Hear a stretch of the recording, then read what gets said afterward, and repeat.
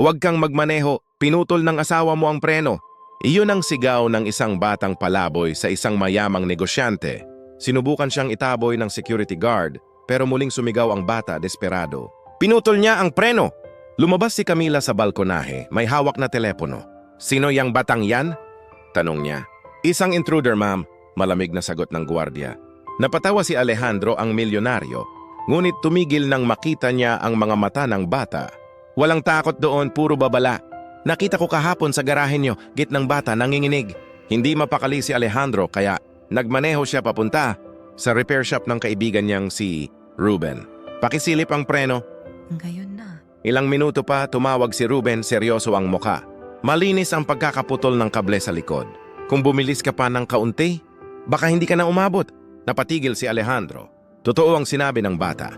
Kinahapunan, nakita niya ang bata sa downtown, nakaupo sa may pader, yakap-yakap ang lumang backpack. Iligtas mo ang buhay ko. Paano mo nalaman? Tanong ni Alejandro. Doon ako natutulog malapit sa gate nyo, paliwanag ng bata. Narinig ko yung asawa mo. Tinatanong niya yung gwardiya kung naputol na ba ang preno. Sabi niya oo, na malapit nang mapasakan nila lahat ng pera mo. Bakit mo ako binalaan? Kasi ganun din namatay ang mga magulang ko.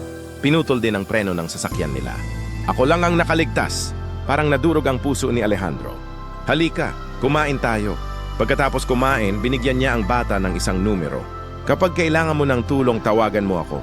Ano nga palang pangalan mo? Mateo, sagot ng bata. Pag-uwi, tanong ni Camila kunway kalmado. Ayos ba ang kotse? Sumagot si Alejandro, perpekto. Pero ng gabing iyon, habang tulog si Camila, tinawagan niya ang technician ng kumpanya para ibalik ang mga binurang camera footage. Pag na-restore, nakita niya ang ebidensya, si Camila at ang gwardiya. Sila mismo ang nangsabotahe. Kinabukasan, dinala niya si Mateo sa foster home, malinis na kama, pagkain, eskwela. Babalikan kita, pangako niya. Pagbalik niya sa bahay, hinarap niya si Camila. Kailangan nating mag-usap, sabi niya habang pinapakita ang footage. Gumuho si Camila. Natakot ako. Ayokong ma-divorce at mawalan ng lahat. So papatayin mo na lang ako? Tanong ni Alejandro. Nanahimik si Camila. Pulis, salaysay, restraining order. Inalis siya ng mga autoridad. Kinagabihan, binisita ni Alejandro si Mateo. Tapos na ang lahat. Mas ligtas ka na ba ang pakiramdam? Opo, pero hindi ka mawawala, di ba? Hindi kita iiwan mag-isa. Lumipas ang mga araw. Nagsimula si Mateo sa eskwela. Natuklasan niyang mahilig siyang gumuhit. Tinawag niya ang paglubog ng araw na ang oras na kulay, kahil. Araw-araw siyang binibisita ni Alejandro hanggang isang araw, tinanong siya ni Mateo, bakit mo ako pinaniwalaan? Sapagkat minsan, ang Diyos ay nagsasalita, gamit ang mga tinig na ayaw pakinggan. Ng iba, sagot ni Alejandro. At sumigaw ka para sa ating dalawa. Di nagtagal, nagpasya si Alejandro. Sinimulan niya ang proseso ng pag-aampon. Ang singira pagbisita ay naging lambing. Ang mga papeles ay naging pangako. Makalipas ang ilang buwan, ibinagsak ng hukom ang martilyo. Nagkaroon si Mateo ng apelyido ng kwartong kulay asul at ng ama. Ganyan binago ng isang hindi inaasahang pagkikita ang dalawang buhay magpakailanman. Sapagkat minsan, ginagamit ng Diyos ang pinakamapagpakumbabang tinig para iligtas tayo. Makinig bago humusga. Ang katotohanan ay maaaring manggaling sa hindi mo inaakala at ang isang maliit na tapang ay kayang baguhin ang kapalaran. Ang kwento ni Liam ay paalala na ang pagdadalamhati ay hindi isang tuwid na daan, kundi isang mahaba, paikot-ikot at tahimik na paglalakbay. Minsan, ang mga bata ang may pinakamabigat na pinapasan at hindi nila alam kung paano ito sasabihin. Sa lihim na paraan, sa pamamagitan ng liham, panalangin, o bulong, sinusubukan nilang intindihin ang mga sugat na iniwan ng pagkawala. Ngunit ang tunay na aral ng kwento ay ito. Ang mga mensaheng inaabot natin sa langit ay kadalasang ipinapadala pabalik sa atin sa pamamagitan ng mga taong nandito sa lupa. Hindi natanggap ni Liam ang sagot mula sa ulap, ngunit natanggap niya ito sa yakap ng isang taong nagmamahal sa kanya.